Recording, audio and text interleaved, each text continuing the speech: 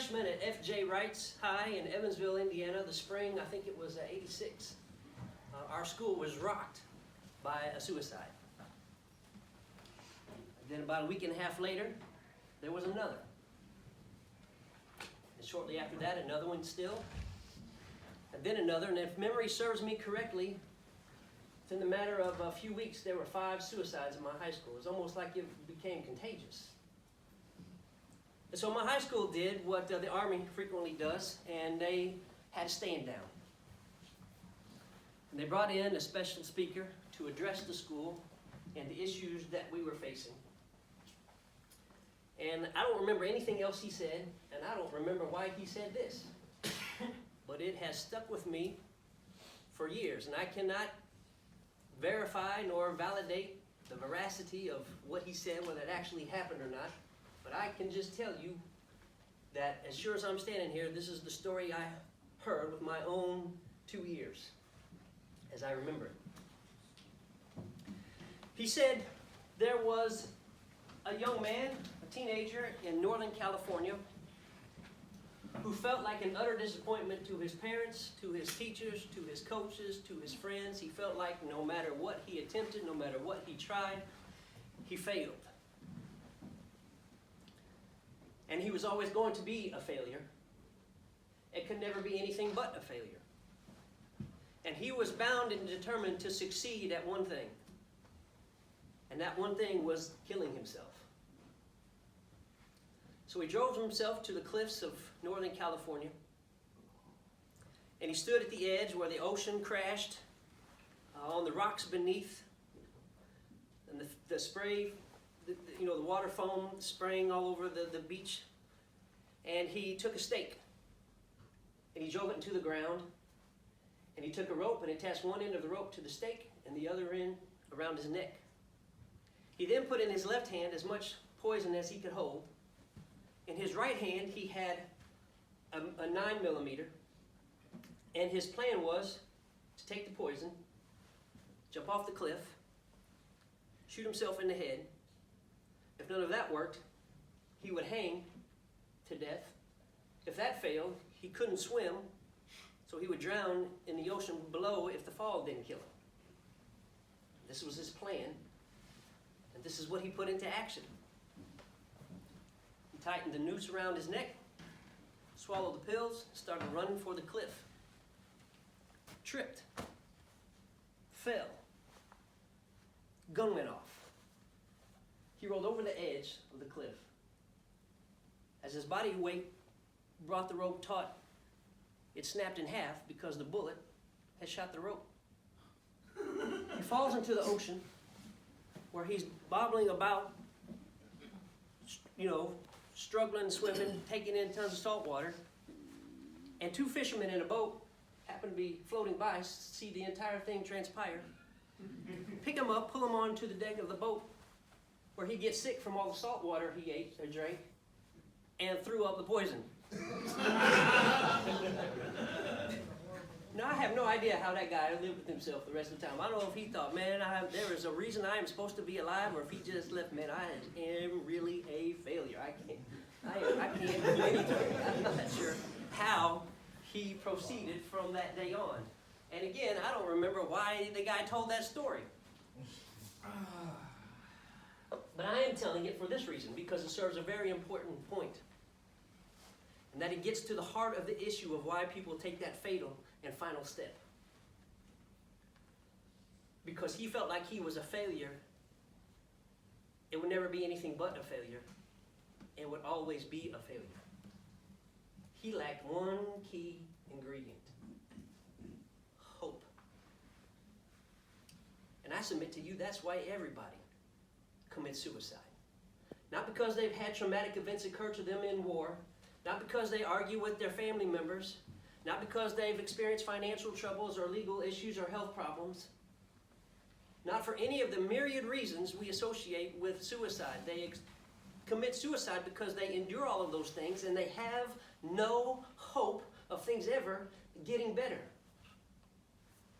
It's like the oxygen in a fire. You take away the oxygen and the fire goes out. You take away the fuel and the engine quits. You take away hope and that engine that drives the motivation is just gone.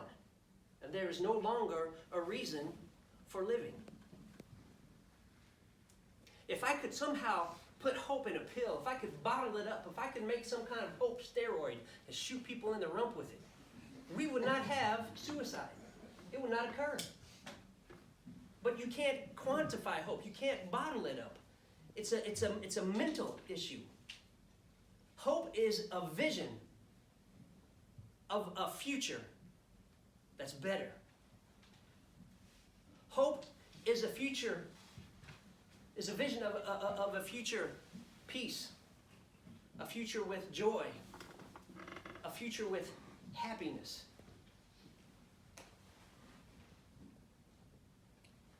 And if you lose that ability to envision that because you see no reason to forecast such a future, then why go on? It's just like when you, sometimes pilots experience this, or sometimes I'm on the brink of this every CrossFit workout. The oxygen gets depleted from my brain, and the blood, I don't know where it goes, but it's not getting there, and you start to get a tunnel vision, and darkness starts to envelop you, and you start to feel all woozy. And you finally, you can't see anything. Just darkness. Because the very essence of what you need is not there. And that's what hope, the lack of hope does. It just envelops you until you can't see anything but darkness. Florence Chadwick was a long-distance swimmer who on July 4th, I think 1950-something, she was about 30-some-odd years old. She had already swum the English Channel, the first woman to do so, by the way. And if I'm not incorrect, she did it faster than any man had ever done it before. And she did it twice. She went there and back, not at the same time, but one time she went from France to England, and the next time she went from... I'd have been good after the first time. I got nothing more to prove. She does it twice. But on July 4th, it's 1950-something, she decides she's going to swim from Catalina Island to the coast of California. It's a 21-mile swim. Yeah, that's what I thought. Ugh, 21 miles. The day that she embarked upon this incredible feat, the waters, first of all, are incredibly icy. They're very cold in the Pacific. And there was a fog, a dense fog that had rolled in, so that she could barely see the support boats that were following her. Not only that, there were sharks in the area. Matter of fact, several times throughout her journey, the people in her support boats were shooting the sharks to keep them away. Despite all those odds, she jumped in the water and started to swim. And she swam, and she swam, and she swam. For 15 hours and 55 minutes. When finally, she just couldn't swim any longer. Her body was racked with pain and exhaustion and dehydration, chafed from her swimming suit, swollen from jellyfish stings, and could not continue. And so, despite the cheering and the encouragement of her mother and the trainer and the others in the boat, she gave up, and they pulled her onto the ship just to know, and just for her to realize, she was less than half a mile away from the shore. And when she got on shore, she's talking to the reporters. She said, "I'm not making any excuses for myself, but I just feel like if I could have seen the shore, I would have made it." But when you're in the water, and all you feel is pain, and it seems like you're making no progress no matter how hard you are trying, and you cannot see the shore, it makes you just want to quit. Nobody is above getting in that fog. Nobody. I'm not saying everybody will reach that point, but I will say nobody is above it. When I read the Bible, and I'm not at that point yet, don't anybody leave. When I read the Bible, I read about Moses and Jeremiah and David and Elijah and Job and Jonah and even the Apostle Paul saying things like, "Lord, just take my life now." Lord, it would have been better if I had never been born. Paul said that we got so bad we despaired of living. These are my heroes of the faith, reaching rock bottom, saying, I don't want to go on. And this tells me that if they reach that point, who am I to think I won't ever reach that point? No one is above being enveloped by the fog and not being able to see any way out and not wanting to go on as a result of it. For the past 6 years, I've been in the Sustainment Brigade. And it is the sole function of the Sustainment Brigade to do just that, sustain the warfighter. We try to get them the fuel, the food, the ammunition, the weapons, the equipment, the tools, whatever it is that they need to succeed in the fight. It's our job to get it to them. Now, there have been times in our military history when units, large or small,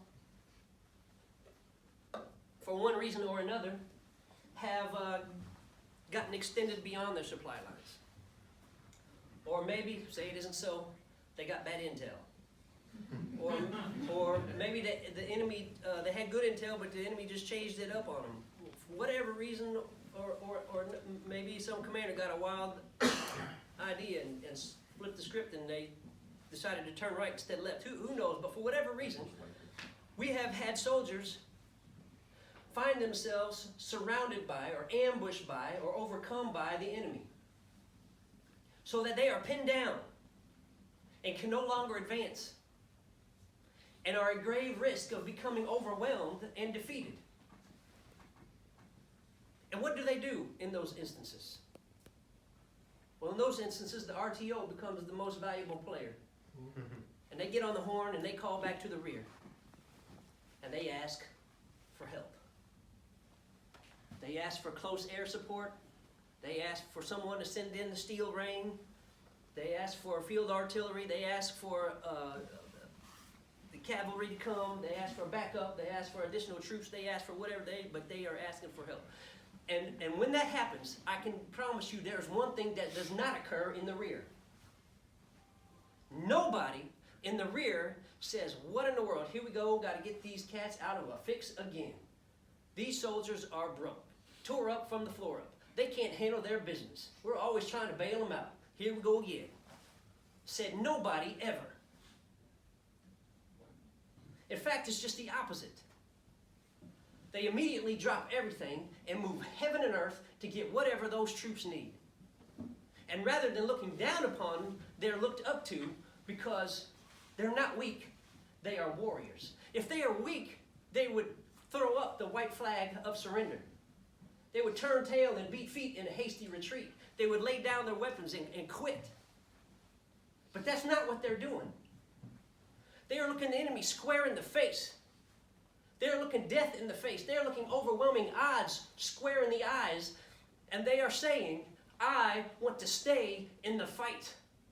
I'm going to accomplish this objective. I'm going to accomplish my mission. I am going to take that hill, and I am going to achieve victory today. I just need a little help.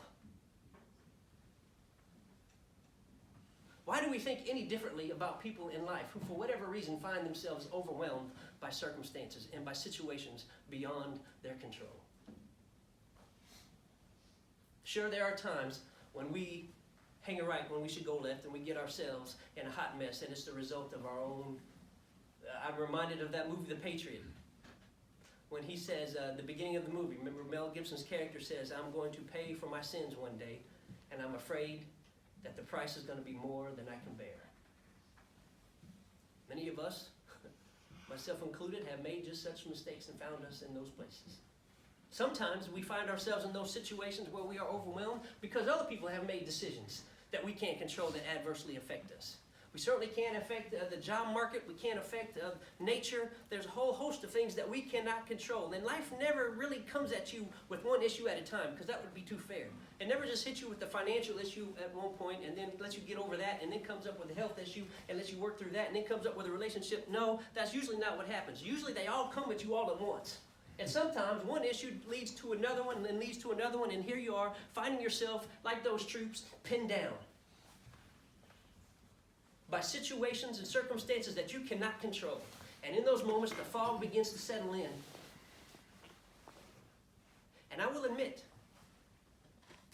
There has been a time in this military when you were looked down upon. If you raised your hand and said, hey, I'm thinking about quitting this thing called life.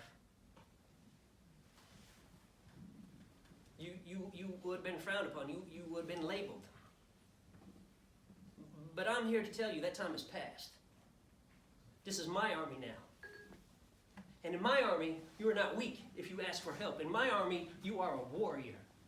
Because you are facing life square in the eyes and you are saying, I want to stay in the fight. I just need a little help.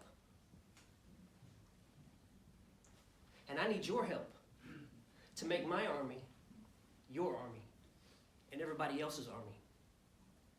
So that no one feels like there's going to be a stigma attached to them for being human.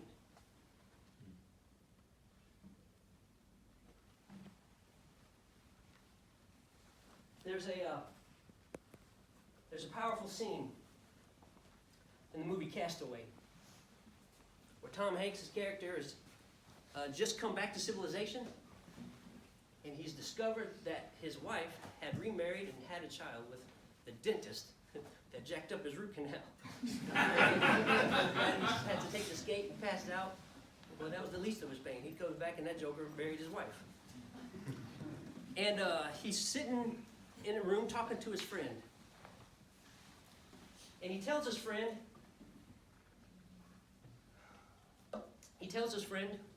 we both did the math.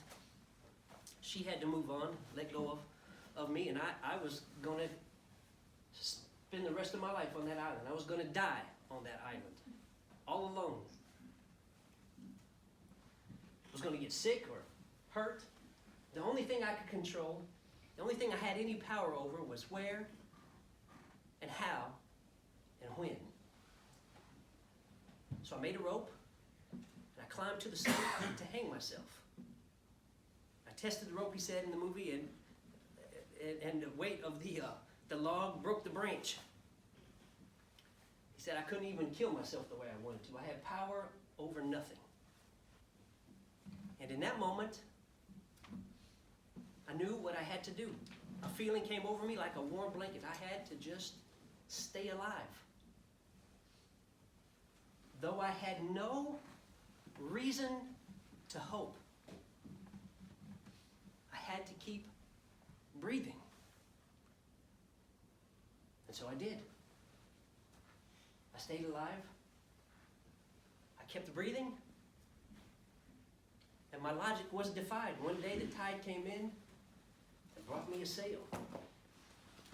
And now I'm here, talking to you, in this room, back in Memphis, with ice in my glass. And I've lost her all over again. But now I know what I need to do. I need to keep breathing. Because the sun will come up in the morning. Who knows what the tide will bring. There's a fantastic quote on a banner. It sits outside some office over in Building 34. And it says, suicide does not guarantee that your tomorrow will not be any worse. It only guarantees that your tomorrow will never get better. One more movie quote from The Rock, 1996. Sean Connery and Nicolas Cage are they're in the cell, and Nicolas Cage is whining and complaining, and Sean Connery says, "I just remember how nice it was when the prisoners couldn't talk." And he says, "How did you make it?" And Sean Connery said, like duh. I nurtured the hope that there was hope. You see, that's what you have to do. You have to nurture the hope that there is hope. You see, there is no weakness in admitting that you cannot control your circumstances. There is no weakness in admitting that you cannot control other people. It is a great strength to say, I cannot control my circumstances, but I will be damned if I'm going to let my circumstances control me. I am not going to allow my circumstances to have power over me, even though I don't have any power over them. I am going to become better. I may not be able to change my circumstances or improve my circumstances, but I can improve myself in these circumstances. I can become better. I can adapt. I can grow. I can overcome. I can change. I can learn. I can become stronger. And together, with help, we can get through this. It's not just words on a wall or things that we say to get promoted. In my army, it is a reality. We will never leave a fallen comrade. We are here for one another to get us through this thing called life. And you have to know, and you have to nurture the hope that just because you can't see the shore, because you're swimming in the water full of pain, surrounded by fog, doesn't mean that the shore is not there and that it's within reach. Every day you have to nurture the hope that there is hope. Now the Bible says, here's where we go. The Bible says, always be ready to give a reason for the hope that is within you. Because genuine hope has reasons for it. There are reasons that serve as the foundation and the source of your hope. If there are no reasons for your hope, then it's not hope that you have, it's wishful thinking. And sometimes people interchange those words as if they meant the same thing, and they don't. You'll hear people often say, hope is not a strategy. Oh, yes, it is. Wishful thinking is not a strategy, but hope is. And there are reasons for the hope that are within me. I shared a little bit about my past in the introduction. The absolute lowest point of my life was at the age of 33 years. After the first full of life, I found myself having completed 1 week of basic training at Fort Jackson, South Carolina. And I was there because within the past 4 or 5 months, I had been a Baptist youth minister who unfortunately had to undergo the experience of divorce. And if anything, I'm not speaking ill of Baptists. It is the way it is, right, wrong, or otherwise. I'm not bitter. I still go to Baptist churches. But the fact of the matter is, if you are a Baptist minister and you are divorced, you are unemployable. And unfortunately for me, I never had a plan B. I didn't know how to be a carpenter or a chiropractor or an accountant or anything. I was all in. And so then I found myself without a job, without a family, and I'll spare you the story. I was working as a valet and delivering pizzas, whatever I could do to make ends meet. After child support, I had $300 to live on. And my car got repossessed, and I found myself, just to survive, in basic training, running around with the weapon, screaming, kill. And now I'm 33 years old, and I can't even go across the street without a battle buddy. Thinking, has it come to this? You know, what is it? And I go that first Sunday because I'm thinking I need some Jesus to get me get right. And so I go to the Sunday school class, and they go to the same. I don't know what they call them in the Army. We call it a drill hall maybe, but it was a room where we had sat through 1,000 briefings and been screamed at and cussed at. And so I'm going there, and they open up the doors, and here comes this lovely couple with 3 young kids, 1 boy and 2 girls. Same age and same makeup as my kids. And they're playing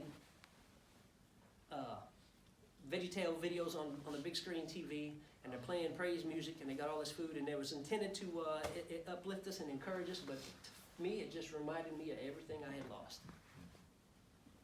And I'm sitting in there, I'm not paying attention to what they're saying, and I'm feeling sorry for myself, and I'm thinking, God, I don't understand how this could happen. I'm supposed to be up there doing what they're doing, not sitting here doing what I'm doing. I don't want to do this anymore. And I'm lifting up my eyes, praying to God silently in my head, and that's when I see written on the wall, I will always place the mission first. I'll never accept defeat. I'll never quit. I'll never leave a fallen comrade. And it had nothing to do with what they were saying. It had nothing to do with what I saw written on the wall. But all of a sudden, God puts this scripture into my mind of Jesus in the Garden of Gethsemane, saying, sweating great drops of blood because he's under so much pressure and such intense emotion that the capillaries in his skin are bursting, and he's sweating and bleeding at the same time. And he's praying, if there's any way, God, let this cup pass from me. And then he says these words that are the single most important words ever uttered in human history. Nevertheless, not my will, but yours be done. And in that moment, I realized he was placing the mission first. And the mission he was placing first was my salvation. It's as if God whispered into my ear, that's right. I will always place the mission of your salvation first. I will never accept defeat for you. I will never quit you. And I'm never going to leave you in your fallen condition. And all these verses began to pour into my mind. And my circumstances didn't get better, and my situation didn't get better. But I knew everything was going to be all right. And I realized that in that moment, I'm praying the same prayer Jesus was praying, because he was feeling everything I had felt, but to a much more infinite degree. And I stopped worrying and whining and saying, God, I don't understand. If you really loved me, I wouldn't be going through all of this. And I realized, wow, God, you wouldn't have gone through all of this if you didn't really love me. And my pain ceased to be a problem for God's love, and it became proof for God's love. And God said to me, I, who did not spare my own son, how will I not also with him freely give you all things? And my hope was restored. I'm reminded of Joseph. You talk about a man being in a cloud. You remember he had a dream that he was going to be elevated and people were going to bow down to him in honor. And then immediately after that dream, he gets sent to his brothers and he gets everything but elevated. As a matter of fact, they threw him down into a pit. And then he got sold to the slave traders and went down into Egypt. And then when he was in Egypt, he went down into the prison, into the dungeon. I mean, he just keeps getting farther and farther, completely opposite of the dream. You talk about not being able to see because of the fog. But Joseph, he does what Dora says to do. He just kept swimming. And there's a time when these two cats come to him and they say, hey, Joseph, we had a dream. And you know what I would have said if I was Joseph? I'd have said, a dream. I had a dream once. I had a dream that I was going to be elevated. Now look at me. Do I look elevated to you? No. You didn't have a dream. You had some bad pepperoni. Go back to sleep. That's what I would have said. That's not what Joseph said. Despite that, despite everything and all the evidence to the contrary, he had hope in God, and he was going to interpret that dream because there is a God in heaven who gives answers. And because he was faithful, it was through that venue that he was elevated to the second most powerful person in the entire world. And when he finally meets his brothers, and they are worried that he's going to do them under to get back at him, he said, no, don't worry, my brothers. What you meant for evil, God meant for good, so that many lives might be saved. You see, God is not about, I'm not going to sit here and tell you God is about elevating you, because God is not concerned about elevating you. He's about you elevating him. He didn't elevate Joseph for Joseph's sake. He elevated Joseph so that he might be a blessing to others. And that's the amazing thing about it. When you elevate God, God's going to elevate you, not for your sake, but to be a blessing to others. And when you are elevating God and blessing others, then, my friends, you have the joy and the peace and the purpose and the blessing that far exceeds anything you can imagine. And there are times, and I'll leave you with this, there are times when I still struggle with depression and feeling like a failure and feeling like I'm nothing. And I'm being vulnerable, I'm being legit. I'm not up here giving you some false humility.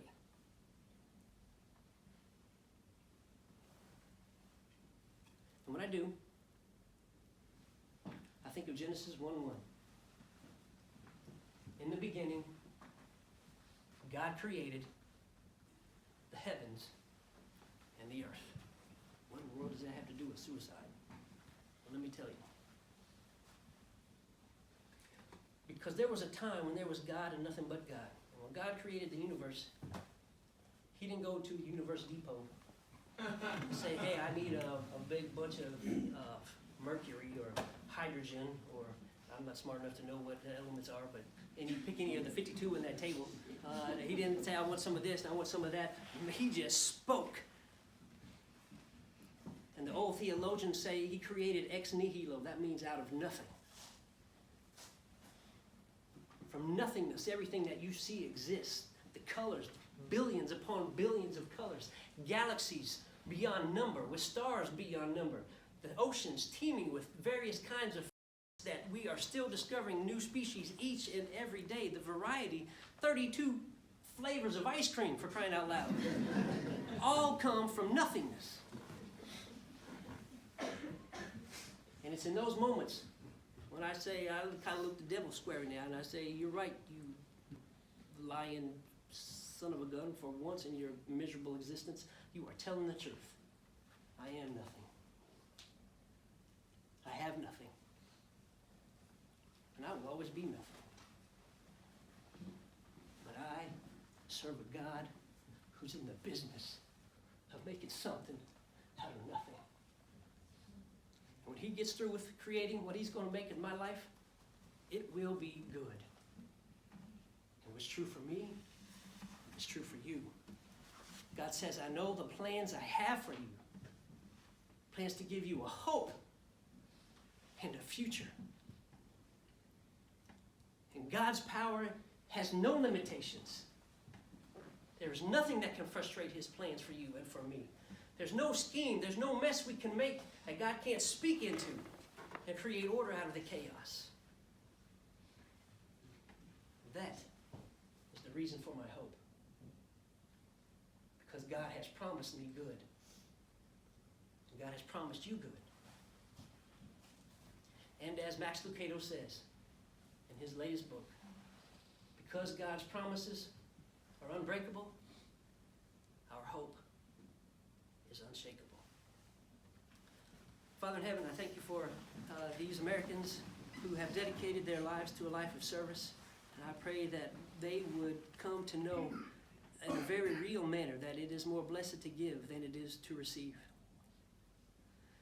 I pray that they would be reminded each and every day of the hope that we have in you, that it is a sure and certain foundation, an unshakable foundation that is as real can be, regardless of whether or not we can see what or how or when you are going to begin making good out of the nothingness of our lives. May we rejoice in hope, knowing that though there is sorrow in the night, yet joy comes in the morning. May we not be disillusioned. You never promised us a bed of roses. Jesus said, in this world you will have trouble, but take heart, I have overcome the world. I pray that we would be a room of overcomers. But I pray that we would also have the humility to recognize that we all stand in need at one time or another. And may we be willing to lend that helping hand, to be that blessing that you call us to be. Father in heaven, go with us throughout this day. Give us strength and endurance, and patience and faith. And may your mercy and grace be poured out upon us, that we might receive every spiritual blessing. I ask in Jesus' name. Amen.